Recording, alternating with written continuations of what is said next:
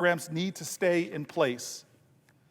On another topic, this constituent is getting a lot into her first letter to a government official, and I appreciate it. On another topic, inflation. Increasing prices and the overpriced housing market is a huge problem.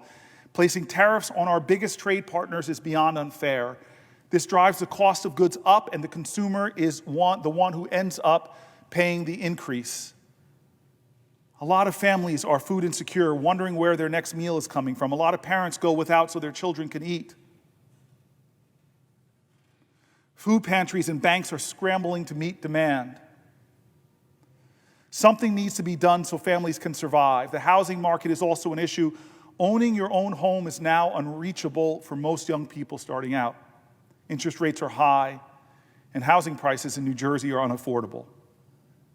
Thank you for reading my letter. I'm asking you as our senator, please stand up for what is in the best interests of families, seniors, adults, and children in your district. Tariffs, dismantling departments like Social Security, Medicare, Medicaid, education, and other services that are important to the everyday person is not the answer. You are our voice in the Senate. Please do the right thing and speak up and continue to fight for everyday Americans. This is why I'm standing up. This is why I will stand here as long as I'm physically able. This is why I will continue to tell story after story. But first, a little important history. 90 years. Our country has made a promise to people that if you pay into the Social Security program your whole life, that money will be there for you when you retire. Franklin Roosevelt signed the Social Security Act into law 84 years ago. And this is his quote. He called it a cornerstone in a structure which is being built, but it is by no means complete. Social Security is still a cornerstone. It's still the bedrock, according to FDR. It's the bedrock of an edifice being built in a nation where we belong to each other. We, the people, building this, that's our cornerstone. He called it the Social Security. Today, 73 million Americans count on Social Security.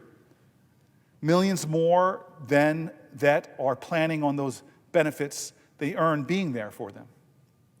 You heard from the first letters I read that people are really worried. The President of the United States stood up in a State of the Union address and talked about rampant fraud because payments are going out. All that, from conservative papers to ones on the other side, have showed that what he was saying was not true.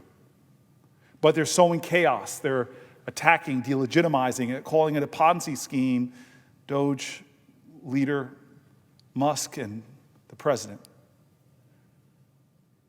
But 73 million Americans are counting on Social Security benefits, and 1.6 million in my state.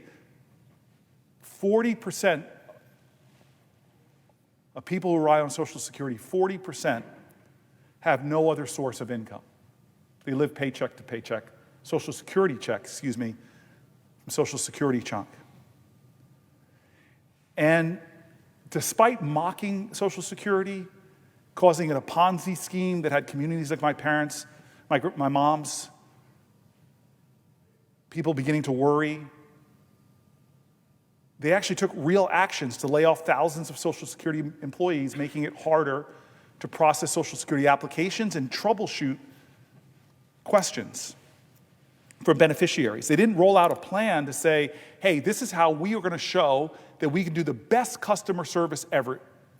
We're going to bring some of the best private sector people in to advise on how we can use technology and innovation to give the best customer service. Hell, roll in AI, do all these things. We're going to make a model of responsiveness to our seniors because we're a society that respects our elders, values them, wants them to retire in dignity and security and peace of mind. That's the big ambition. No, that's not what was said.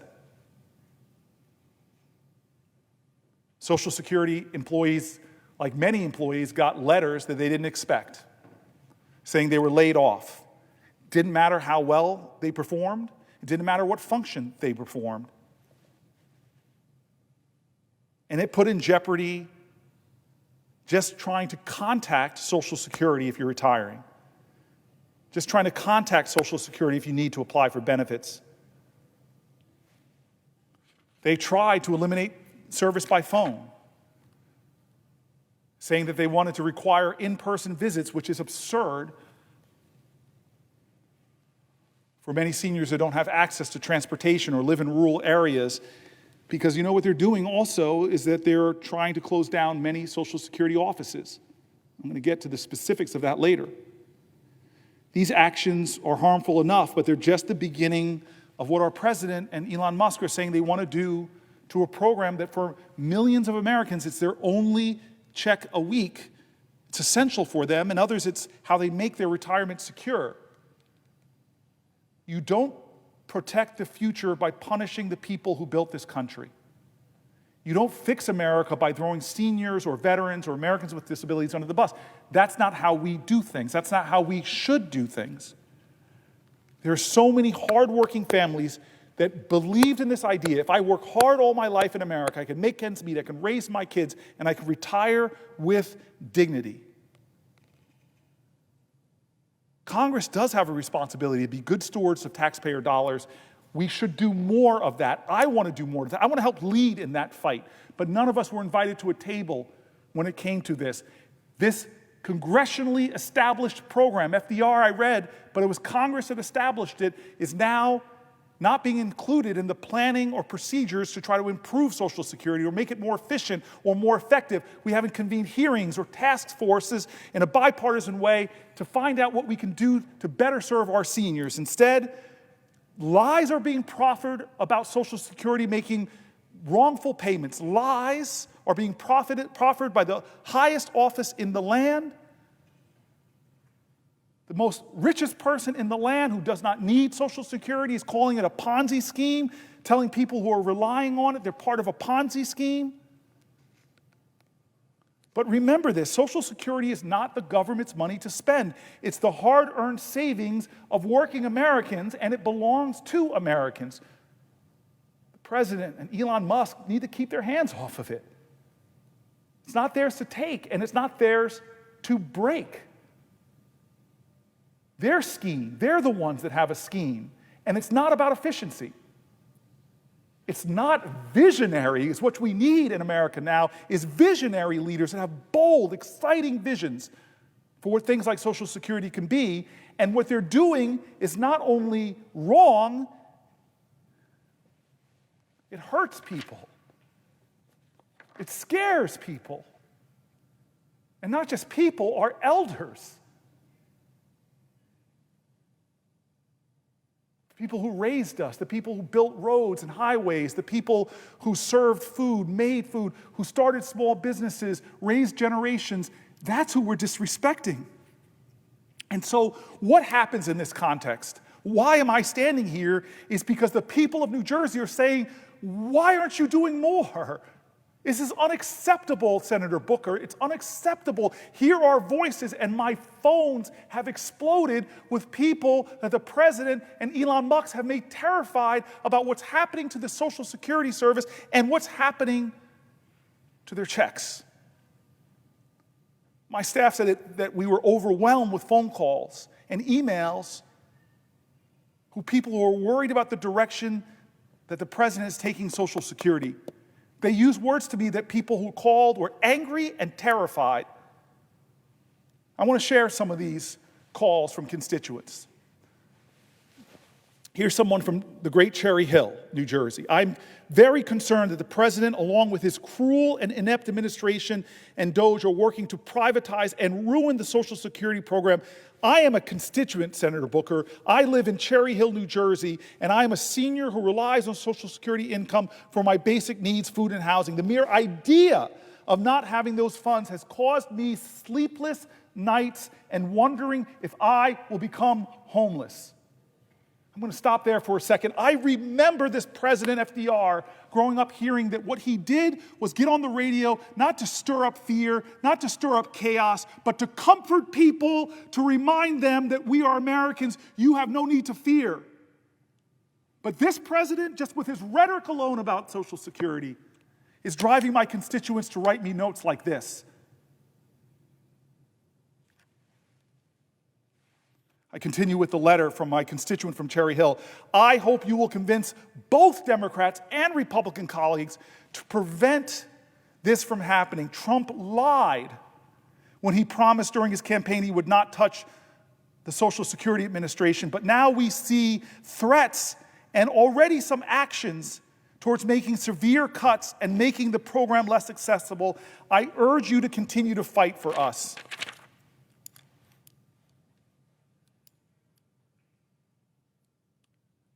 Pennington, New Jersey. My sister and I are older Americans who are each disabled, one from a severe accident because of a drunk driver and the other from a life-changing illness. We are alone and take care of each other. For me, SSDI is my one and only income. I have a few years before I am at full retirement age. Even with my check,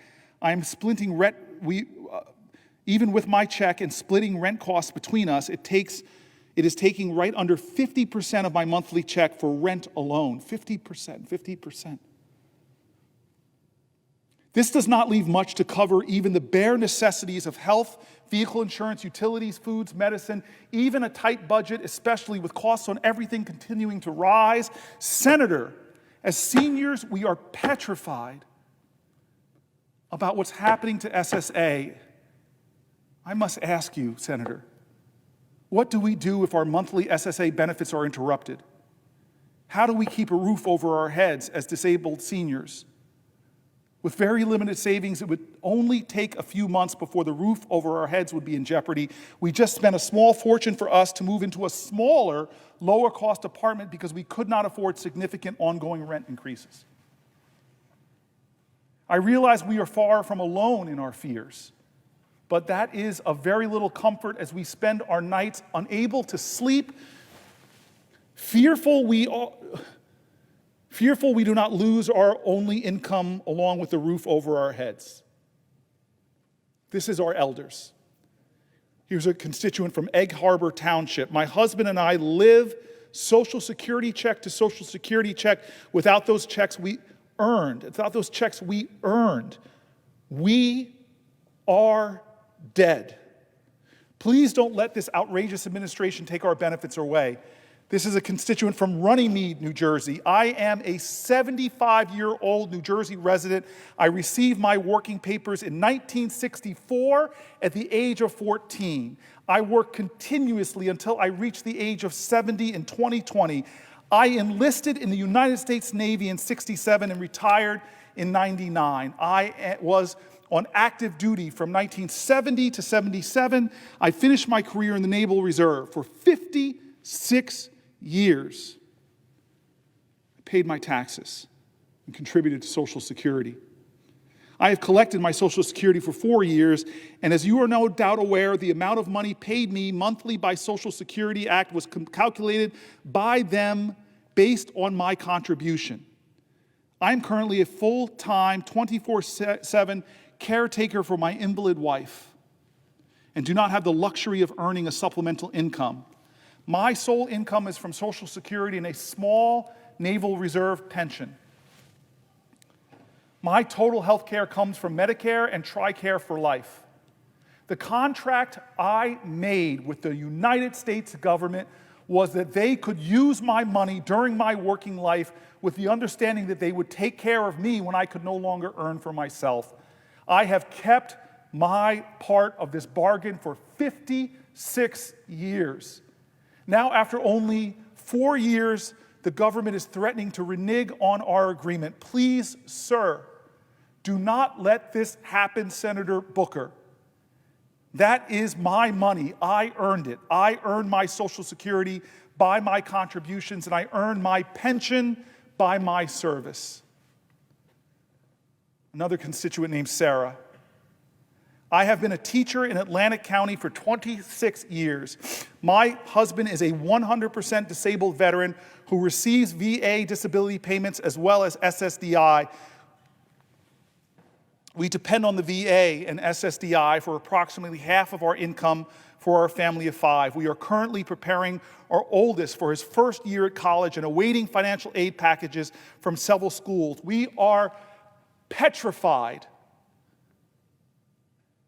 that Trump and Musk's agenda is dangerous and will have life-altering consequences for families like ours.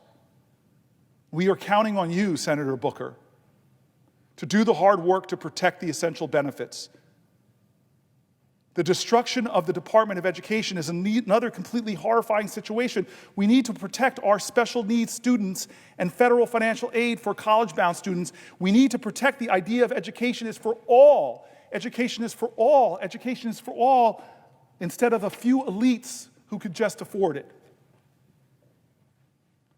Rosie is another constituent. She starts off proudly, I am a senior, 84 years old. God bless you, Rosie. My mom is 85. My only income is Social Security. She generously gives me confidential information. My only income is Social Security, $1,179 per month. And I am terrified that the current gang of thieves in the White House will tamper with it under the guise of, quote unquote, saving money. Social Security is cut off, I am on the streets. I again can't keep harping enough on the traditions of our country, where presidents, whether you agreed with them or not, whether they're from your party or not, Ronald Reagan didn't whip up fear in bedrock commitments like Social Security or health. Barack Obama didn't shake people so that Republicans and Democrats in my state would write me letters using words like fear and terror, wouldn't use worries about losing sleep when you have enough things to stress over. Here's Deborah. I am a retired widow. I depend on Social Security to pay bills each month. I'm concerned about the reports that Elon Musk is to revamp and, in my opinion, ruin the Social Security Administration. I'm worried that payments will be disrupted. There are many other things going on in the government today that I'm also concerned about. I hope that the seniors and Congress people, along with the judicial system, can stand up to him and take back control of government. Look, it's going to revamp and ruin Social Security. This is just somebody simply saying is like, be plain. Don't make up lies about false payments. Don't call it a Ponzi scheme. Give us a bold vision of how it's going to help more seniors, how you're going to serve more seniors, how you're going to improve the system, how you're going to make it better, how are you going to serve the dignity of our seniors. This is Holly. Holly is a constituent too. I am one of your constituents who's retired and relies 100% in order to live on my earned Social Security benefit in which I paid throughout my entire working career. I call on you to maintain Social Security program as it stood before the ascension of Trump and Musk. You must ensure that there are no missed earned benefit payments or late payments made to recipients, especially accessible Social Security offices must remain open and fully staffed with trained, experienced Social Security employees in order to provide the kind of regular, necessary customer service by phone, online, and in person. And the Trump-Musk administration's endless terrorist threats of dismantling the Social Security Administration, insidiously calling it a Ponzi scheme, working in order to privatize it, and must cease and desist immediately. Moreover, you, Cory Booker, must reverse and or stop whatever draconian changes are being made to destroy the Social Security Administration with thousands of cuts to needed employees with almost no notice and no public input. Social Security is being dismantled by an unelected billionaire, at least for now. Musk and his band of Doge boys, not a real government department, who have illegally and callously rifled through our most private, personal information and done God knows what with it, with their ultimate goal to risk and or steal the retirement funds of older Americans by placing the Social Security Trust Fund in the hand of private corporate equity firms. Seniors do not agree to this. Seniors do not agree to this. And such action is illegal and completely unacceptable, exclamation point. This constituent continues. Furthermore, I'm deeply concerned that the ceaseless chaos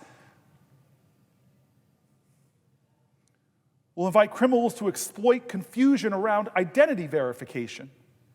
Ironically, while the administration claims these changes are meant to combat fraud, they may very well do the opposite, hastily introducing new, unfamiliar technology and verification steps without any real public education campaign will create the perfect environment for criminals to deceive and defraud. This latent, ill-conceived change also comes at a time when the Social Security Administration is already struggling with a customer service crisis, long hold times, low staffing, delayed callback systems, confusing announcements about possible office closures. This chaos has to be stopped now, Senator Booker. I urgently ask you to please use your congressional power to reverse these changes, which are creating more confusion for older Americans.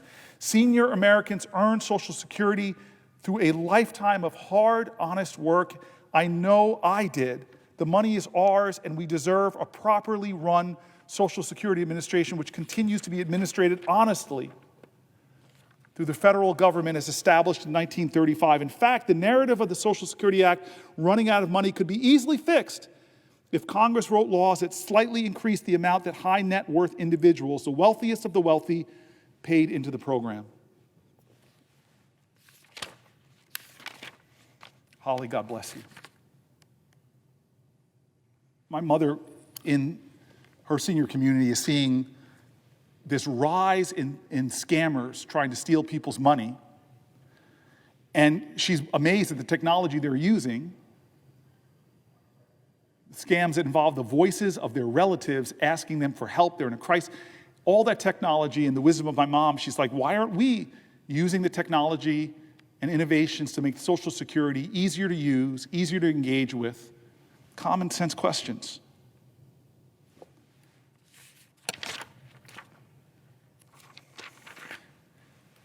Carly, a constituent from New Jersey, please include disabled people when you talk about Social Security and Medicare, Senator Booker.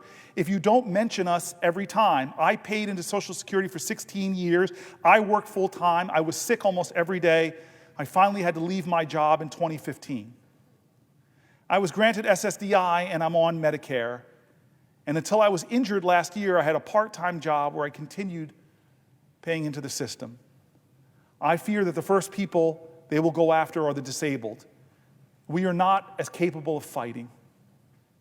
People see us as lazy or fakers, and we're almost never included in the conversations about marginalized communities. Please don't let me be erased. Carly, you are not. I see you, and I'm standing here for as long as I possibly physically can so that I can elevate your voice and others.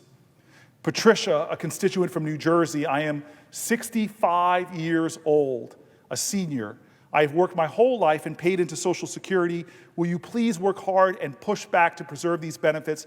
Without Social Security monies and Medicare as well, I will not survive. I am outraged, Patricia writes, to see what is happening recently. Help. If there is anything you request of me, if there's anything you... My constituent says, if there's anything you need of me, please let me know.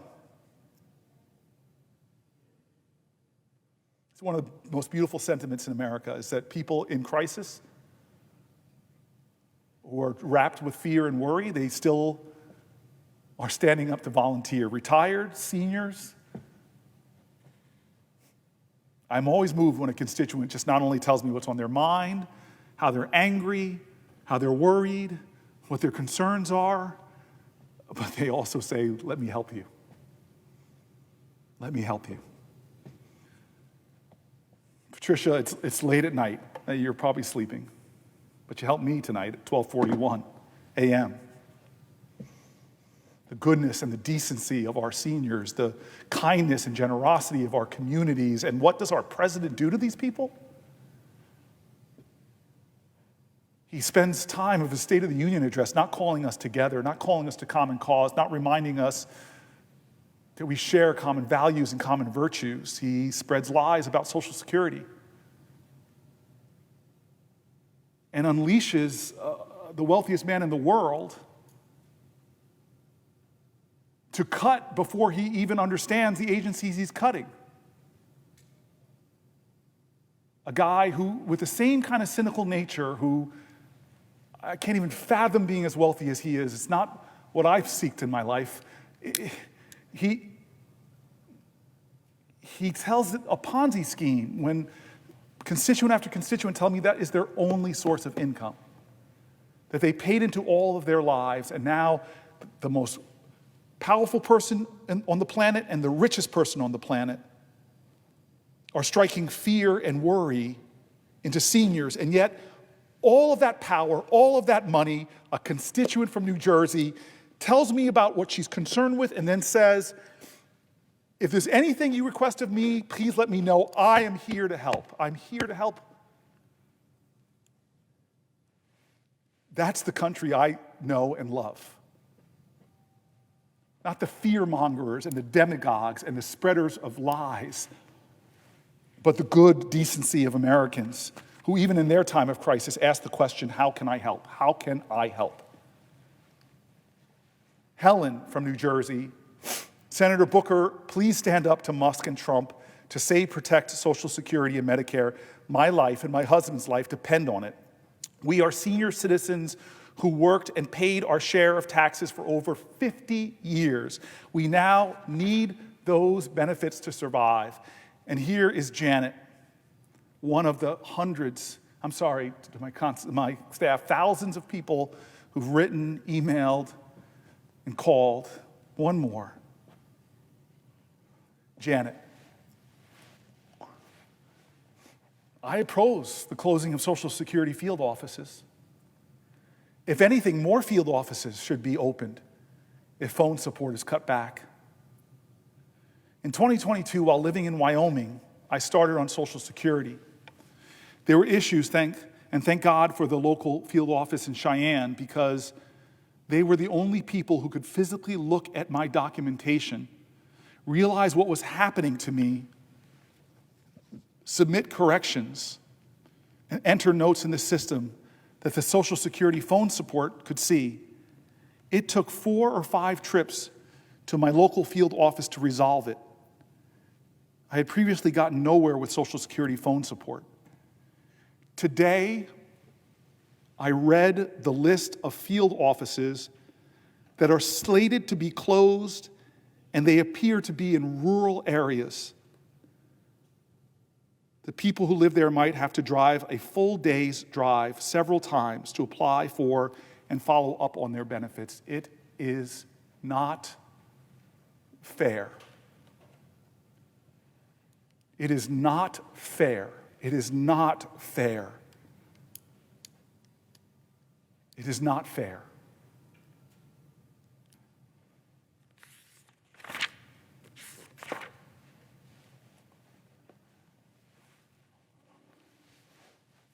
Across the country, my office hears from, it's not just New Jersey.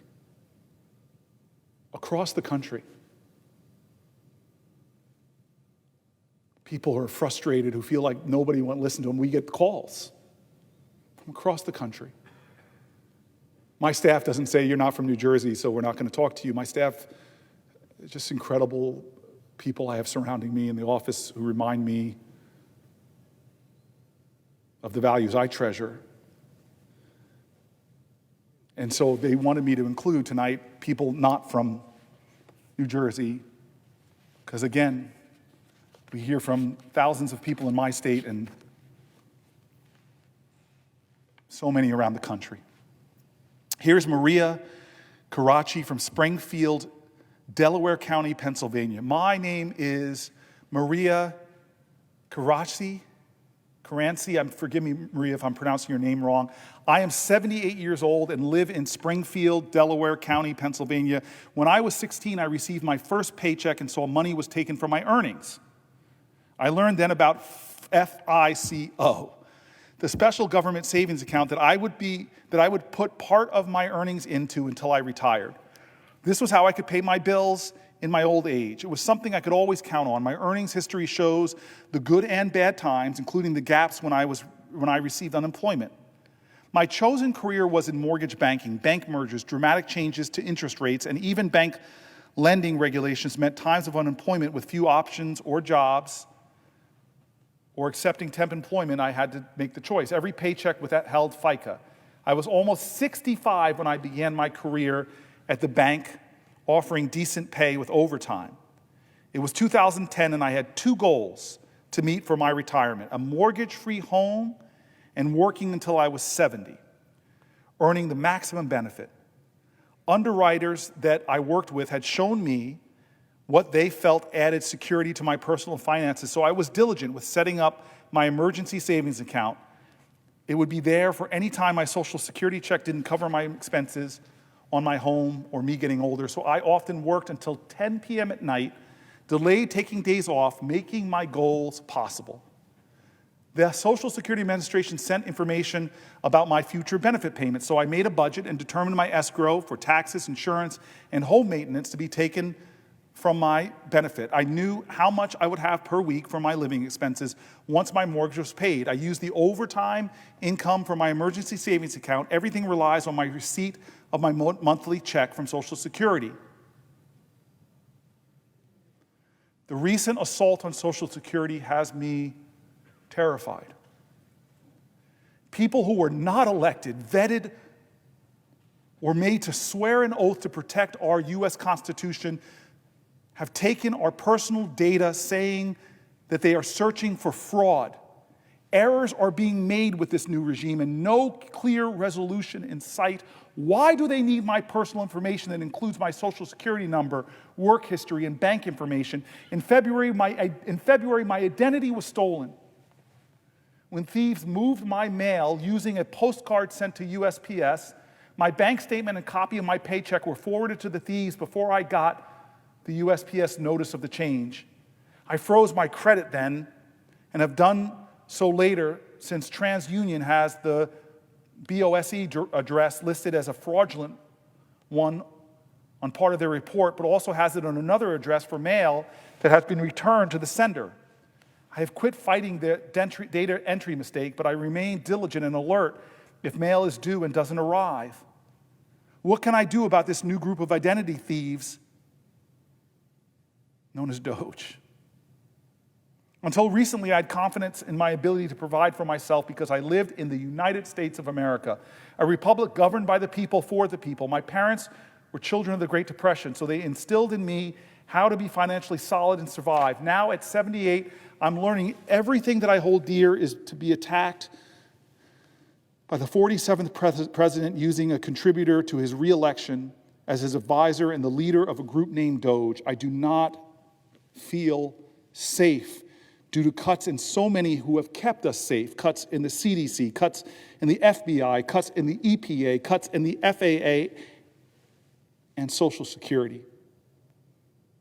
I worry about losing our foreign allies and the release of convicted domestic terrorists pardoned by the president, while suspected immigrants might be whisked away before anyone even knows they are.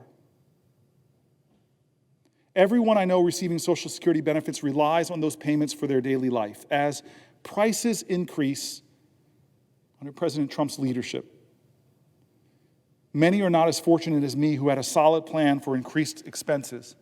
We worked putting into FICA with every paycheck that we received. The thought of delaying payments or making errors so that anyone must prove their right to receive their benefit is stealing from people.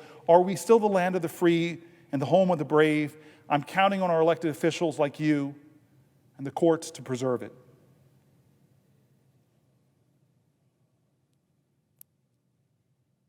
Lisa Bobacki,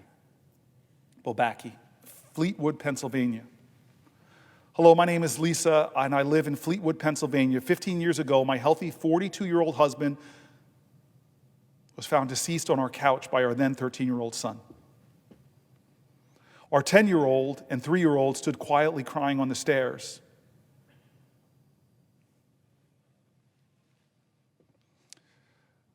Sudden cardiac death was the cause. The same day, my daughter asked if we would need to move to another house. I promised her that I would do everything I could to keep us in the home I would promise to keep them in the only home they'd ever known. Those early days remain blurred in my mind. I remember my father taking me to the Social Security office, and shortly thereafter, survivors' benefits for my children began showing up in the bank account to assist with their care. If not for these benefits, I would not have been able to keep my promise to my children. It's not much money, amounting to roughly the salary of a minimum wage job, yet it was a lifeline to some piece of normalcy for my family, not a Ponzi scheme. My kids have now aged out of the system. I'm about to begin widow's benefits as my body cannot continue to work multiple jobs as a physician therapist, which I've needed to do to make ends meet for myself and my family. Social Security benefits were essential to the care and being of raising my children. It was a promise from their father who had paid into the system his entire working life. We must work on continuing to expand these essential benefits and never consider dismantling or privatizing them. Thank you, Senator Booker. Here's Kayanan Spooner from Chippewa Falls, Wisconsin, who writes me. My name is Kayana Spooner, and I live in Chippewa Falls, Wisconsin. I'm 63 years old. My husband, Joe, and I have 5 children and 3 grandchildren and live a wonderful life as our family is growing. God bless you and your family. We owned businesses and worked to contribute Social Security for ourselves and our employees. We did all the things we could do to secure our future and contribute to the larger community of those in need. We felt that we were living the American dream until one day in 2012, I know this personally with my dad. I feel for you, Ms. Spooner. So one day in 2012, I was diagnosed with Parkinson's disease. Parkinson's is a degenerate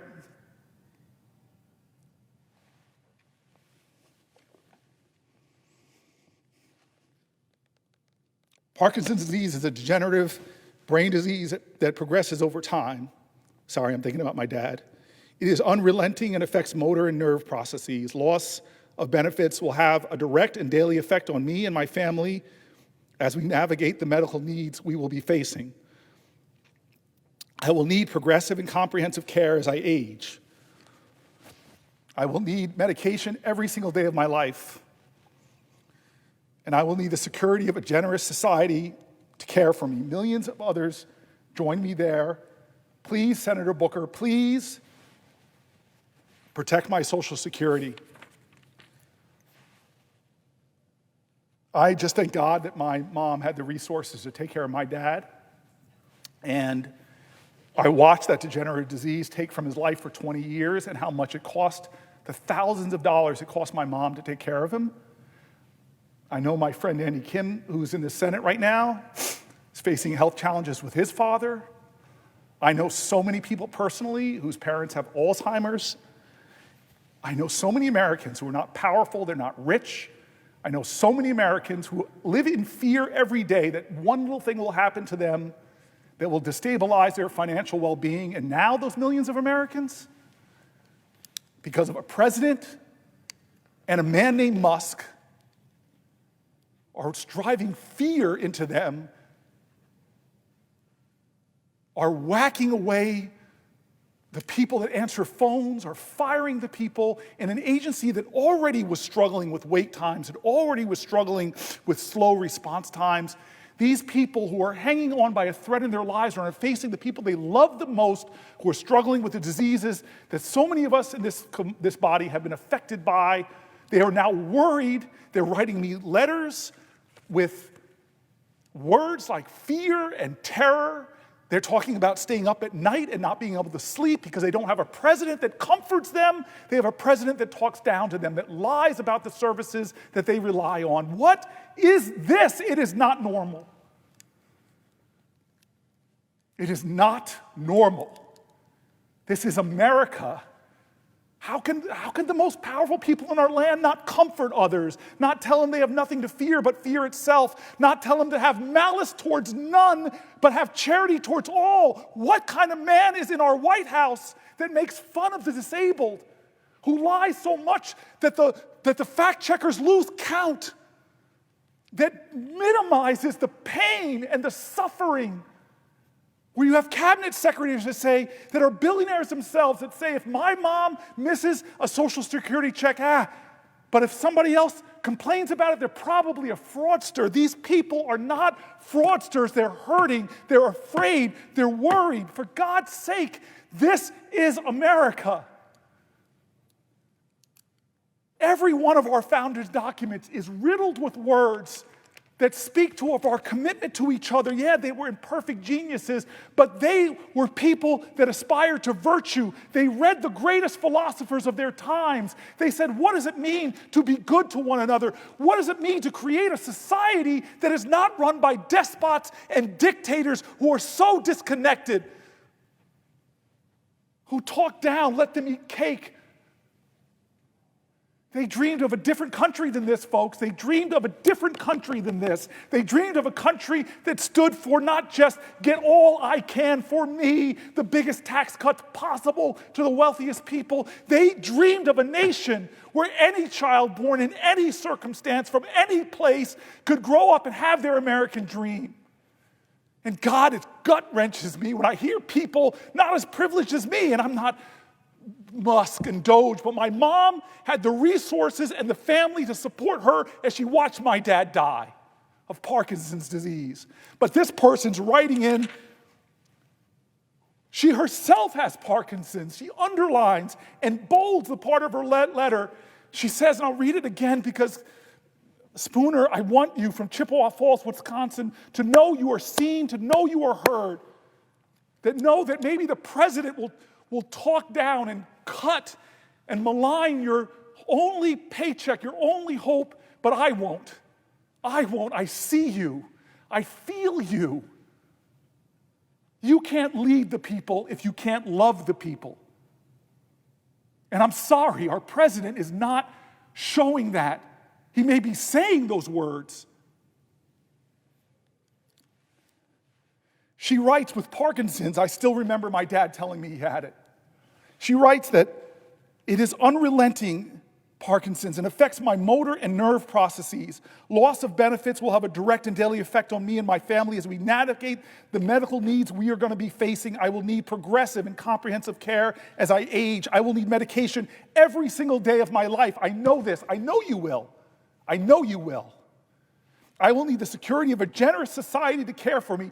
A generous society to do the basic for families in this kind of struggle. Millions of others join me there. Protect my Social Security, Senator Booker. I tell you, I am going to fight for your Social Security. I'm going to fight to protect the agency. I'm going to fight against unnecessary cuts that hurt the service it gives. And today into tomorrow, I'm going to stand as long as I can.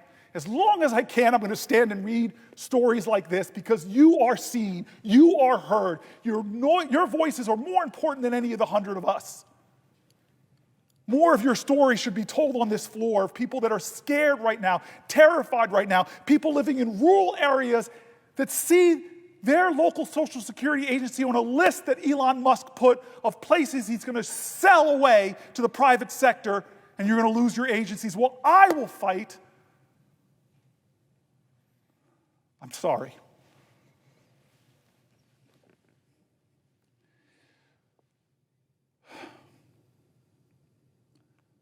Margaret Hebring from Chippewa Falls, Wisconsin. Chippewa Falls, 2 letters. My staff is keeping me on my toes. This is another person from Chippewa Falls, Wisconsin. My name is Margaret Hebring, and I live in Chippewa Falls, Wisconsin. I'm 77 years old, and I am a member of the Lakota Ouray Band of the Lake Superior Ojibwe. My husband is a veteran and who currently, I'm so sorry. My husband is a veteran who currently has cancer, and he's receiving chemotherapy at the VA hospital, which we have to travel to, which is over 100 miles away. And without our Social Security, I'm not sure what would happen to us. We would for sure have to sell our home. I have savings that will last me 1 month.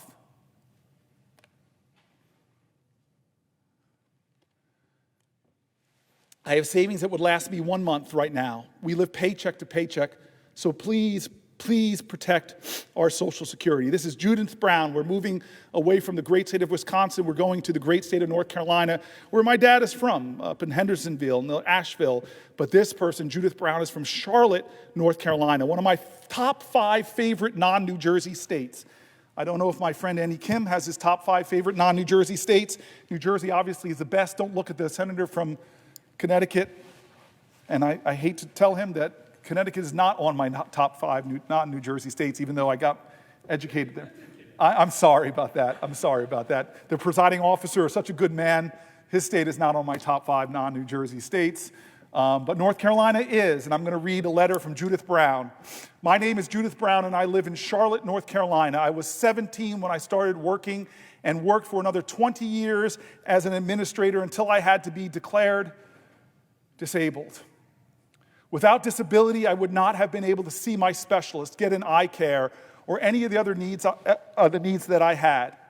I was also the mother of 2 young sons who are on the autism spectrum. Without disability, I wouldn't have been able to take care of them and get the care they needed to be independent young men. God bless them. I hear that they want to close the field offices and change the customer service line. As a person with mobility and vision impairments, this is outrageous. I need to be able to access it the best way I can on the times that I can access it. Please, Senator, fight to protect Social Security for a senior like me and for young people with disabilities like my sons. Thank you. No, thank you, Judith Brown. Thank you for writing a letter. Thank you for speaking up. Thank you for not being silent. Thank you for advocating not just for your family, but for the millions and millions of other Americans who lean heavily not just on their Social Security checks, but on the incredible public servants that keep that agency working, and who wish to have a president that said, I'm going to bring the best of business experience to my customer service. I'm going to bring the best of caring and technology and innovation. I'm going to call the best computer technologists, scientists in the country. We're going to make this the best Social Security in the history of our country. And you know what, my friends, the billionaires I had on stage with me when I was inaugurated, I'm just going to ask them to pay a little bit more, 0.00001% more of their net worth to make sure that Social Security is safe forever. I'm sorry, it's crazy. I'm going back to Pennsylvania. I mean, it's almost like you can't make this up, honestly. I just know my country. I know our character. I know how good of a people we are. I know how much we love one another. I know much how our faith in red states and blue states and right and left. I've sat next to people on planes who introduced themselves to me as Republicans from a red state, and by the end we're laughing and talking and sharing stories. We are a good nation. Together we can be so great. We've shown that. But how can we have a president that in 71 days drives this much fear into our country? It's absurd, everybody. It's absurd. This is why I can't let this be normal anymore. Michelle from Lancaster, Pennsylvania. My name is Michelle Groover. I love your last name, Michelle. From Lancaster, Pennsylvania, and I would definitely be impacted if something would happen to my Social Security. Michelle also has Parkinson's, and I'm on disability. And the money that I have goes pretty much to the most of my medications and foods that I need to eat to keep myself going and strong. That's how it would impact my family. I wouldn't be able to afford also my insulin for my diabetes, Parkinson's and diabetes. So it's a challenge every month, as it is even with the amount that we have, because the cost of pharmaceuticals and things keep us going. Yes. So that's why Social Security is really important to us as a family. It helps us get by every day. Thank you. This is Patricia Harvey Porter from Johnstown, Pennsylvania. Hello, my name is Patricia Haney. Excuse me, Ms. Porter. Patricia Haney Porter. I reside in Johnstown, Pennsylvania. My work is varied. I've been employed as a secretary in the private sector, as a statistician for the government agency, as a real estate agent, and most recently as a legal secretary. This is my story as to how Social Security has affected my life. My mother passed away in 1956. My sisters and I, God bless you, were 8, 10, and 11. My maternal grandparents stepped in and they raised us with the help of Social Security survivor benefits, resulting in good educations and allowing other needs to be met. We had almost normal lives due to these benefits. While raising 2 children, I worked as a real estate agent. My income was based on commissions rather than salary, so I made the entire Social Security payments based on my income. We had a roof over our heads, healthy food on the table. One of my children had serious medical issues. And I paid for her bills out of pocket, never asking for a penny from any government agency. These expenses were paid for from my income, and I paid taxes every year. I waited until I was 70 to collect my Social Security benefits, as I realized the latter you collect, the better the benefits. I have no pension, and I live almost entirely on Social Security benefits. I am always looking for part-time work, but few people want to hire me, as I will be 80 in June. God bless you. God bless you. Based on the benefits I receive, I'm able to pay my mortgage and all monthly expenses. I receive Medicare, which help pay the medical bills. So Social Security and Medicare be taken from me, I will likely lose my home. I could no longer afford medical costs, groceries. I have a medical condition which requires regular visits with a specialist who is 70 miles away. Without Social Security and Medicare, I would no longer be able to see him, and my condition would result in death sooner rather than later. Thank you for all you are doing to see that the benefits received through Social Security, Medicare, and Medicaid will continue. As Senator Murphy and I was talking, it's all interrelated, right? This is somebody on Social Security, but they have to drive just for medical attention. We are in a hospital crisis in America. There's so many rural areas where rural residents of our country have to drive so far just to get to a hospital. And cuts in Medicaid, we've heard it from the letters I wrote in the read in the last section, will endanger those hospitals' survival. Charlotte, North Carolina again, Kevin Woodson. We get a lot of letters, my staff, from Wisconsin and Charlotte, North Carolina. Okay? My name is Kevin Woodson. I'm a 69-year-old retiree living in Charlotte, North Carolina. I worked 38 years for 2 Fortune 50 companies. I'm sorry, Kevin. And I thought that I would have a fully funded pension plan to live off in my retirement. However, I never got to the 25 years in, so only got partial pensions. This is why I need Social Security. It covers the holes that the pensions don't cover in terms of medical benefits. It allows me the freedom to enjoy my life, take care of activities that I need in order to keep myself healthy. Social Security is dependable, something I rely on, not a Ponzi scheme. And I hope that we don't touch Social Security and that we don't have any issues trying to keep that money flowing. It's money I paid into. Margarita Silver from Surprise, Arizona. I love that name, Surprise, Arizona. Hello, my name is Margarita Silva. I live in Surprise, Arizona with my husband. I started working at the age of 15, doing volunteer work as a candy striper at the hospital where my mother worked. I did not get paid. After that, I started working as a waitress, earning 50 cents an hour. After graduating from high school, I took various jobs, earning a little more, and then I started working at Mountain Bell, and I retired after 30 years from Quest. So if they do Social Security cuts, I don't know what I'm going to do. I will be forced at the age of 74 to look for a job. So those are my hard-earned benefits. I worked for that. More than 30 years, I worked for that. Thank you. Wayne Bank from Chippewa Falls, Wisconsin. I need to go to Chippewa Falls, Wisconsin. This is the third letter you guys are having me, and that are included, the people reaching out to me from Chippewa Falls. God bless you. I need to visit your community. Hello, I'm Wayne from Chippewa Falls, soon to be 69 years old. I've been on Social Security for a couple years. My wife and I spent years in the service, Navy, And again, like I said, my wife and I are going to have been on Social Security, saying that we would, if we lost our Social Security tomorrow, we would lose our house, our cars, and pretty much our livelihood, because this is what we've worked for and we don't need to lose it. Why do you work for 55 years and pay into Social Security and then lose it? Recently, I tried to get back online, get on my Social Security account. I wasn't able to. Because of that, I went down to the Social Security office in Eau Claire, Wisconsin, and they said they couldn't do anything for me, that I had to set up an appointment. So I come home later, called, set up an appointment, and it's still 3 days out before I can get my appointment. And they don't know if they can help me. So at this point in time, I really need to know what's going on with Social Security, Senator Booker, because if we lose it, everybody else that's on it loses it. We're going to be in a really sorry state.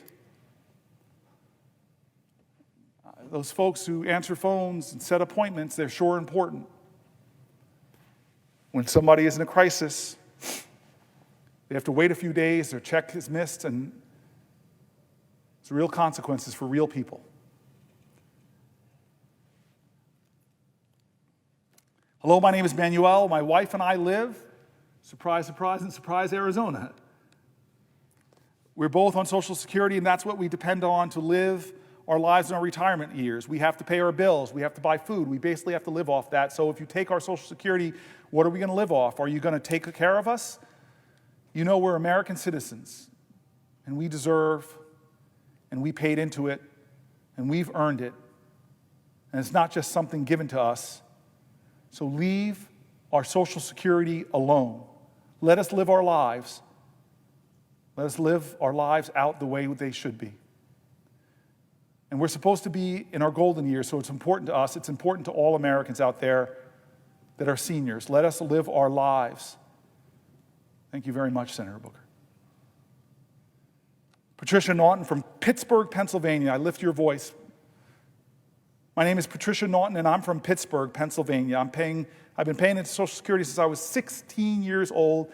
I am currently 70 and have been collecting Social Security for the last 5 years. Without Social Security, I wouldn't be able to pay my mortgage, utilities, food, medicine, co-pays, and many other things. I would not be able to survive without Social Security. There's no reason that seniors should be held hostage over Social Security. This is our money that we put into the Social Security system for many years. We deserve not to be threatened by the loss. Thank you. Kathleen Wolverding from Hanover, Pennsylvania. Hello, my name is Kathleen Wolverding, and I currently live in Hanover, Pennsylvania. I'm originally from New Jersey and taught in the public school system for 29 years as a school librarian. When I retired, I decided to move to Hanover, Pennsylvania. Kathleen, you're missed in Jersey. And at the age of 62, I started collecting Social Security because of COVID. I needed the extra stability that Social Security provides. I no longer have to work a full-time job because of Social Security, although I do work a part-time job and still pay into the system. Social Security provides me with stability, financial stability. It helps pay the bills, and I really don't have to worry about my finances because it's Social Security. If Social Security is taken away, I will lose everything I worked for over the past 60 years. I feel that Social Security is a godsend. Protect it, Senator Booker. Thank you. Cynthia Marino from Pennsylvania. My name is Cynthia Marino. I'm a retired registered nurse from Lancaster, Pennsylvania. My husband died in 1990, and 2 of my children received survivor's benefits for 8 years, during which time I was able to get my bachelor's degree in nursing and work part-time. All 3 of my children went on to get college degrees. When I was 61 years old, I went on Social Security disability, having a hip replacement. I was switched to regular Social Security when I turned 65. I now deeply depend mostly on Social Security for my husband and myself, with small pensions from both of our jobs supplementing the Social Security. I'm now able to live independently in a handicapped mobile home, thanks to the money for Social Security in the past and present. Much cheaper than Medicaid funds to keep me in a nursing home. Thank you, Senator Booker. Protect it. Thank you, Cynthia, for your story. These are just some. These are just some. I read their voices. I lift their voices with mine. I want to go to the Detroit Free Press, but before I read this article, I know my senator from New Jersey is here, and I'm going to read this article, and if he is interested in our 6th hour, if he has a question, I will yield a question while retaining the floor, but I'm going to read this article and then we'll go. This is from the Detroit Free Press. My mom was born in Detroit. I love the city. My family owes it a lot. So my grandfather went to find a job on the assembly lines in Detroit, building bombers during World War II. It says, Kathleen Sherrill's been retired for 10 years now and typically didn't think twice about whether she'd receive Social Security payments on time. For the first time ever, the 74-year-old Troy retiree went online in March on the very day that $2,800 was to hit her bank account through direct deposit. She suddenly felt compelled to make absolutely certain that her Social Security money was there when it was supposed to be. Sherrill and other retirees are on edge. Big time. Call it Social Security insecurity. I have never really worried about it much as I have this year, Sherrill said. The money, thankfully, was sitting in her account in March, and she knew her checks and payments for her ongoing bills would not start bouncing. I think anybody, future or current people on Social Security, are definitely targeted, she said. It's a worry that I'm sure everybody is having right now. I know it because I heard from my mom and her whole senior community. Seniors uncertain what to do next for Social Security. Since early February, AARP has seen nearly double the calls to its customer service care line as more people began being troubled about Social Security. And it has shown no signs of abating, according to the AARP spokesperson. Since February 1st, AARP said it has been receiving more than 2,000 calls into its call center per week on concerns relating to Social Security. Social Security has never missed a payment, and AARP and our tens of millions of members are not going to stand by and let that happen now, said John Hishta, AARP Senior Vice President of Campaigns, in a statement last week. While those words sound reassuring, it's frankly not comforting to realize that seniors need to hear that their monthly Social Security payments will arrive as usual. I don't imagine anyone had this one on their bingo cards for March 2025, this kind of worry, stress. On social media, I spotted one comment that said, folks, the federal workers began advertising last month that all Americans remove all funds from the account where they normally receive any federal payments, Social Security, federal tax funds, and the like, keep the account, but only use it as a place for feds to transfer money immediately, move all transferred cash to a separate account. The concern, according to the Post, quote, Doge can declare you dead and force your bank to send back any funds paid to you. Whoa, a lot of retirement angst there, and yes, some wild notions and really bad advice. Moving Social Security money around to hide it in another account, different from where it's directly deposited, actually could put more of your money at risk when it comes to some debt collection. Anyone who's tracked retirement policy as I have knows that the potential unraveling of Social Security system has been discussed for decades. Many retirees just never imagined a convoluted scenario when someone would think Social Security possibly could implode. The health of Social Security, which marks its 90th anniversary this year, isn't all that makes many retirees and those about to retire nervous. Their anxiety can go into overdrive watching the stock market slide on Trump's tariffs news and seeing all the political ping pong with Social Security money that belongs in their pockets. The Trump administration has maintained that it wants to cut costs and fraud when it comes to the Social Security program, not benefits. But people remain skeptical, and some commentary isn't helping. Acting Social Security Commissioner Leland Dudek, in interviews last week, including one with Bloomberg News last Thursday, actually threatened to temporarily shut down Social Security after a federal judge temporarily stopped members of Elon Musk's Department of Government Efficiency from digging through personal data at the Social Security Administration. The Doge operatives, according to the court, will first need to receive proper training on handling sensitive information, which some might say is the least they can do. The American Federation of State, County, and Municipal Employees, or AFSCME, Alliance for Retired Americans, and the American Federation of Teachers filed a motion for emergency relief on March 7th to halt Doge's unprecedented, unlawful seizure of sensitive data regarding millions of Americans. No surprise, Dudek soon found it politically prudent to back off from his threat. I'm not shutting down the agency, Dudek said in a statement, indicating he had received clarifying guidance from the court about the temporary restraining order. President Trump supports keeping Social Security offices open and getting the right check to the right person on time, Dudek said. Financial tech CEO Frank Bisignano, who was nominated by the President Donald Trump to lead the Social Security Administration, ended up being grilled by Democrats about the bedlam during confirmation hearings before the Senate Committee on Finance on Tuesday. The angst isn't about to go away, particularly if people continue to face even longer waits on the phones or see Social Security offices closing in their community thanks to some key changes being made now by Trump's administration. Customer service is on the chopping block as the Social Security Administration reduces the number of employees, restricts what services can be handled by phone, and shutters some local offices where people could talk to someone face-to-face. On Wednesday, the Social Security Administration announced that it would initiate a 2-week delay for implementing a highly criticized move to end phone services and require in-person visits for some services.